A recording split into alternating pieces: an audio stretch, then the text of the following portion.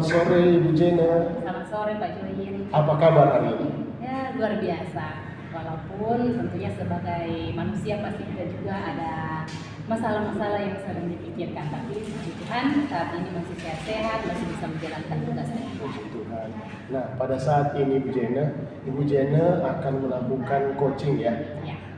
Dan pada coaching kita kali ini saya akan amati dan saya akan nilai berdasarkan rubrik penilaian yang ada.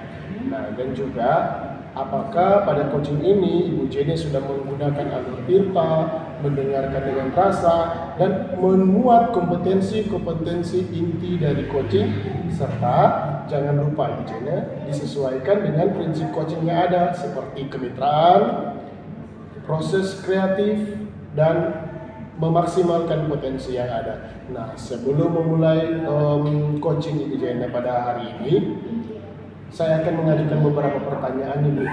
Yang pertama nih ya, kompetensi apa yang akan Ibu kembangkan pada coaching kita kali ini?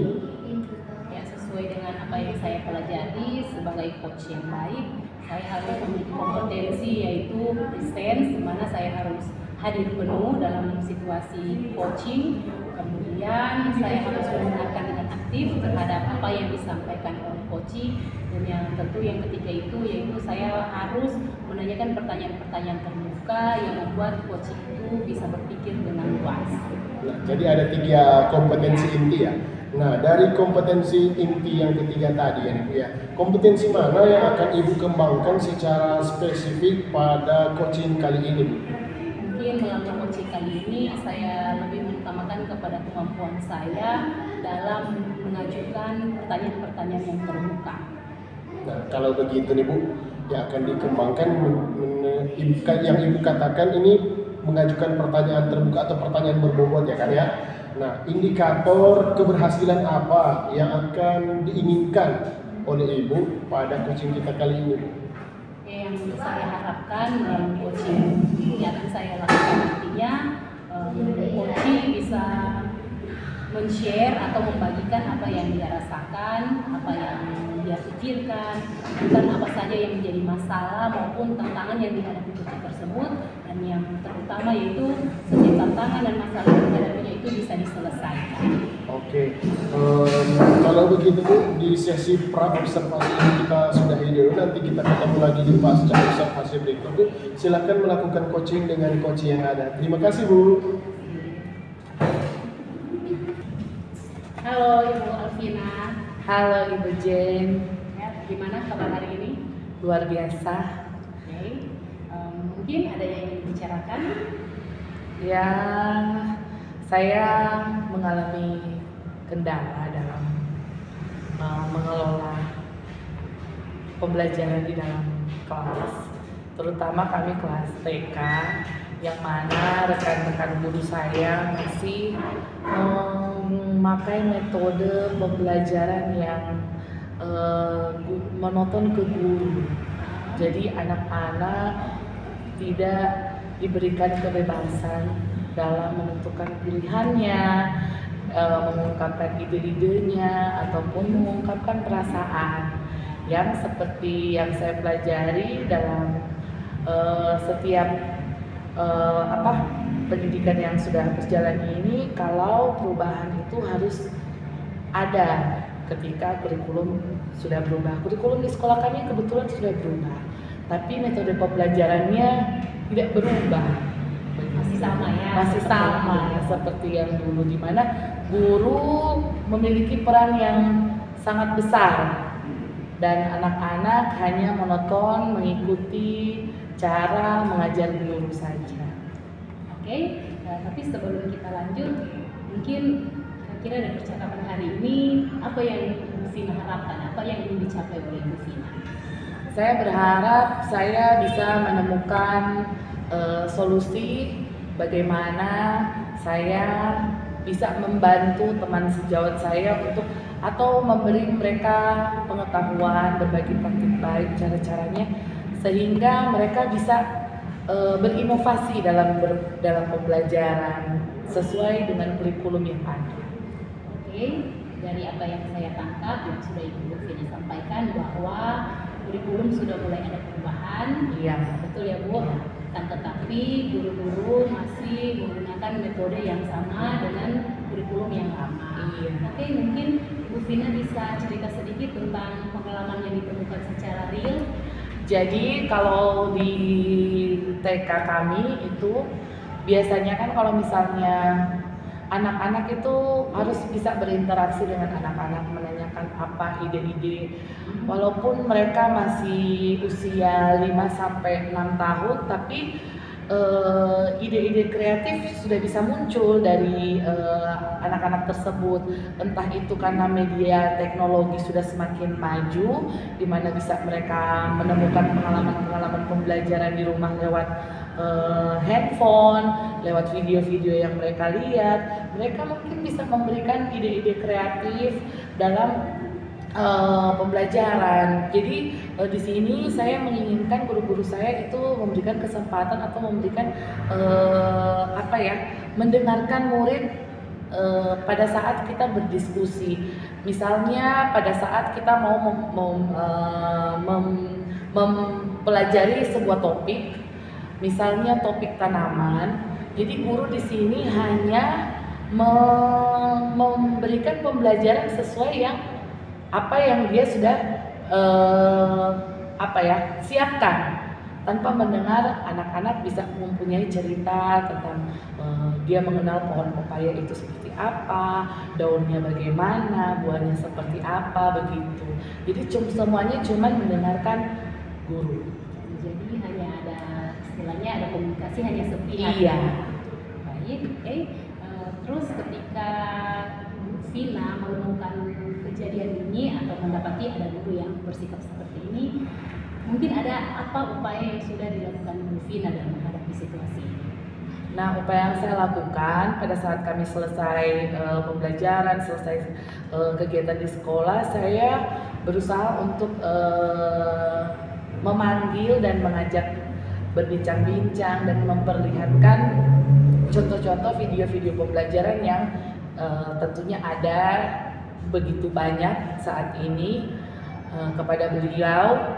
Saya menunjukkan bahwa peran anak di dalam sebuah pembelajaran itu bukan hanya berperan sebagai pendengar, tapi juga mereka juga bisa dilibatkan dalam pembelajaran tersebut. Dan saya juga sudah berbagi praktik baik menjelaskan bahwa pembelajaran ini harus berpusat pada anak. Kemudian guru hanya sebagai penuntun atau fasilitator. Itu sudah saya lakukan, tapi mungkin karena usia ya guru tersebut sudah lebih tua, lebih dahulu, lebih senior, biasanya ya cukup didengar saja dan tidak dilakukan gitu ya.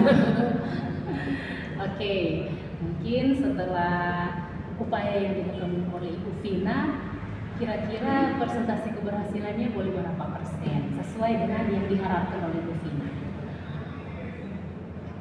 Sejauh ini ya sudah bisa 50% sih. 50%. Iya, mulai dari mungkin bertanya siapa yang tahu ini bentuk dari pohon kelapa atau itu, mereka sudah berinteraksi. Oke. Kalau dari apa yang saya tangkapi dari penjelasan Ibu Vina, 50% itu apakah sudah cukup bagus? Tentu masih kurang dan butuh lebih lagi usaha agar bisa memberikan atau bisa membuat guru tersebut melakukan perubahan dalam melaksanakan pembelajaran di dalam kelas. Oke, baik. Mungkin ada langkah-langkah konkret yang ingin dilakukan agar 50% ini bisa naik. Saya tetap berusaha untuk selalu memberikan contoh-contoh agar supaya ketika mungkin mereka melihat cara saya memberikan pembelajaran, bisa mereka melihat apa yang saya lakukan dan mereka bisa menerapkan. Jadi contoh. Iya, ya. menjadi contoh Sekali. Oke, langkah-langkah yang sudah cukup baik ya yang dilakukan. Oke, dari perbincangan kita hari ini kira-kira kesimpulan apa yang Bu Vina dapatkan? Semoga saya bisa tetap konsisten dan tetap bisa menuntun teman-teman sejawat saya untuk melakukan perubahan pembelajaran di dalam kelas. Oke, baik. Nah, terima kasih buat keterbukaan Bu Vina hari ini. Semoga langkah-langkah yang sudah direncanakan tersebut dapat dilaksanakan dengan baik dan bisa berhasil, sehingga apa yang Ibu Vina harapkan dari teman-teman guru yang ada itu juga bisa berhasil. Oke? Amin. Ya, mungkin sampai di sini dulu pertemuan kita, dan Baik. kita akan ketemu mungkin di waktu-waktu yang akan datang. Terima kasih, Oke, Bu terima kasih. Jen. Sampai jumpa. Oke, tadi sudah selesai melaksanakan coaching ya Bu Ya, ya. yang sudah selesai. Oke. Sesudah pelaksanaan coaching ini Bu, sesudah observasi yang tadi Ibu lakukan dengan coaching, saya ingin mengajukan beberapa pertanyaan Bu ya setelah observasi. Siap. Nah, yang pertama nih Bu, apa yang sudah Ibu lakukan pada saat coaching terkait indikator ketercapaian yang diinginkan? Oke, dalam pelaksanaan coaching tadi yang sudah saya lakukan bersama Ibu Vina, tentunya sesuai dengan apa yang saya pelajari, saya menerapkan kompetensi yang harus dilakukan sebagai coach, di mana saya harus hadir sepenuhnya, betul-betul berada bersama-sama dengan coaching tersebut. Kemudian saya juga harus, tapi sebelum itu Pak, memang saya sudah mempersiapkan diri. Ketika saya ingin menjadi coach kepada coach saya, secara pribadi harus mempersiapkan diri terlebih dahulu Pak. Jadi bukan nanti ketika pelaksanaan, tapi sebelum itu sudah mempersiapkan diri, mulai dari menenangkan diri saya, mempersiapkan diri saya, perasaan pikiran saya. Kemudian selama pelaksanaan coaching, saya mendengarkan dengan aktif, saya betul-betul mencari atau betul-betul berusaha memahami apa saja yang disampaikan oleh coaching, mulai dari apa yang dia rasakan, apa yang dia pikirkan, bahkan permasalahan yang dia hadapi. Saya mencoba untuk betul-betul memahami, mendengarkan dengan sungguh-sungguh apa yang dikatakan coaching. Dan selanjutnya tentunya ketika saya ingin membangun suatu komunikasi yang baik dengan coach saya harus menyajikan pertanyaan yang berbobot, pertanyaan-pertanyaan terbuka. Dan ketika saya mengajukan beberapa pertanyaan kepada coach, kepada Ibu Vina, pertanyaan-pertanyaan tersebut merangsang Ibu Vina hingga dia mampu menjelaskan apa yang dia rasakan, apa yang dia pikirkan. Dia mampu menjelaskan kepada saya apa saja permasalahan, bahkan tantangan-tantangan yang sedang dihadapi saat ini. Dan saya senang karena melalui ketiga hal ini yang sudah saya praktikkan, sehingga coaching tersebut boleh berjalan dengan baik. Oh begitu ya Bu. Ya. Menurut hasil pengamatan saya juga ya Bu ya sebagai observer, proses coaching yang sudah Ibu lakukan tadi bersama dengan coach Ibu Vina sudah berjalan dengan baik. Ibu sudah melaksanakan sesuai dengan alur tinta yang ada, mendengarkan dengan rasa, serta sudah menggunakan prinsip-prinsip di dalam coaching tersebut, sehingga coaching ini bisa mendapatkan solusi dari permasalahan yang ada. Oke Bu, sebelum kita menutup kegiatan pasca observasi kita, ini pertanyaan yang terakhir nih Bu ya.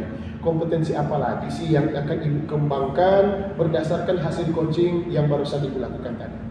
Ya memang jujur secara pribadi, kalau kompetensi saya present, saya sudah bisa melakukannya dan mendengar secara aktif, tentu saya juga dapat melakukannya dengan baik. Tapi mungkin kompetensi saya dalam menanyakan pertanyaan-pertanyaan berbobot, pertanyaan-pertanyaan terbuka yang mampu mengolah pemikiran dari coach tersebut sehingga dia bisa mengeluarkan atau menjelaskan apa saja permasalahannya, itu yang harus saya tingkatkan Pak. Mungkin dengan sering melakukan coaching, maka pertanyaan-pertanyaan terbobot tersebut bisa saya lakukan lebih baik lagi mungkin di pertemuan-pertemuan dengan coach-coach yang selanjutnya. Maka hal ini idealnya harus dilakukan selalu, harus sering dilakukan, karena ketika kita membiasakan hal ini, maka pertanyaan-pertanyaan berbobot juga akan dapat kita kuasai dengan baik. Mungkin begitu Pak. Oke, seperti itu ya Bu ya. Oke, kalau begitu kita akhiri perbincangan pasca observasi kita pada coaching kali ini. Terima kasih Ibu telah meluangkan banyak waktu, dan sampai ketemu di coaching-coaching yang akan datang. Oke, Terima kasih.